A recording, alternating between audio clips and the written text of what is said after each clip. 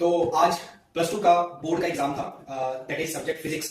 तो बहुत सारे बच्चों का जो रिएक्शन था वो थोड़ा सा या कह सकते हो कि सैड वाला रिएक्शन था, और कुछ बच्चों का जो रिएक्शन था वो बहुत ज्यादा मतलब वो अपने एग्जाम्स को लेके बहुत ज्यादा एक्साइटेड थे। अपना जो उन्होंने पेपर अटेम्प्ट किया उसको ज्यादा बहुत ज्यादा वो एक्साइटेड थे, और उनका जो रिस्पॉन्स था वो अच्छा भी था। तो हम बात करते हैं तीन set, set 1, set 2 and set 3। तो तीनों सेट का अगर हम पेपर का एनालिसिस करें तो हम ये कह सकते हैं कि जो 60% पेपर था वो थोड़ा सा ट्रिकी था, और 40% पेपर जो था वो इजी लेवल का था।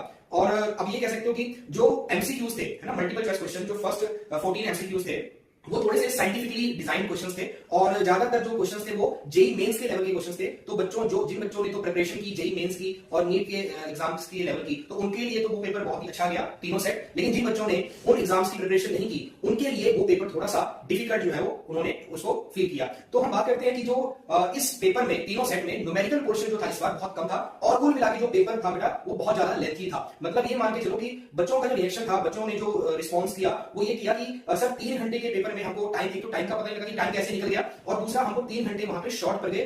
कई बच्चों के जो पेपर थे, कई बच्चों के जो क्वेश्चंस थे वो छूट भी गए, है ना, 10-15 मार्क्स के वो पेपर छोड़ के आ गए। तो बहुत सारे बच्चों का मिक्स्ड रिएक्शन था। और as a point of view of teacher, तो मैं बच्चों को यही स्टार्टिंग से कहता हूं कि पेपर जो है फिजिक्स का वो हर साल थोड़ा सा अनएक्सपेक्टेड ही रहता है। तो ये हम नहीं कह सकते कि जो फर्स्ट टाइम ऐसा हुआ। अगर हम लास्ट ईयर की बात करें 2025 के एग्जाम की, तो 2025 में भी बच्चों का जो रिस्पॉन्स था वो भी ऐसे ही था, मिक्सअप रिस्पॉन्स था। कई बच्चों जो बच्चे स्टार्टिंग से बहुत अच्छा प्रिपरेशन करके गए उनके लिए वो पेपर बहुत ज्यादा बढ़िया गया, और जो जिन बच्चों ने स्टार्टिंग से थोड़ा सा फिजिक्स को लाइट कंसिडर किया उसका जो रिएक्शन था वो बहुत ज्यादा सैड रिएक्शन था।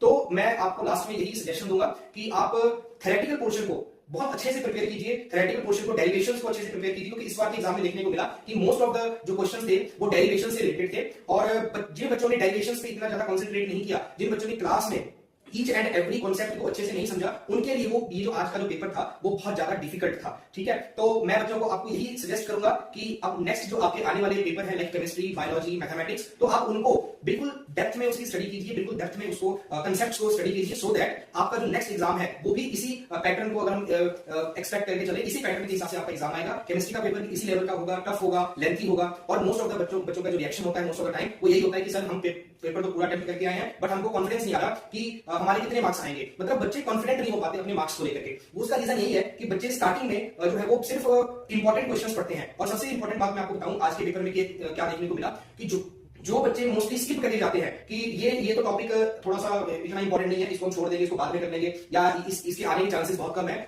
आज के पेपर में ज्यादातर वही क्वेश्चंस जो है वो देखने को मिले जो बिल्कुल अनएक्सपेक्टेड सा पेपर था, जो हम ये मान के चलते हैं कि ये क्वेश्चंस तो डाल ही नहीं सकते, वैसे क्वेश्चंस, वैसे कॉन्सेप्ट इस बार बोर्ड के एग्जाम में फिजिक्स में आए थे। तो मैं आपको यही सजेशन दूंगा नेक्स्ट एग्जाम के लिए आप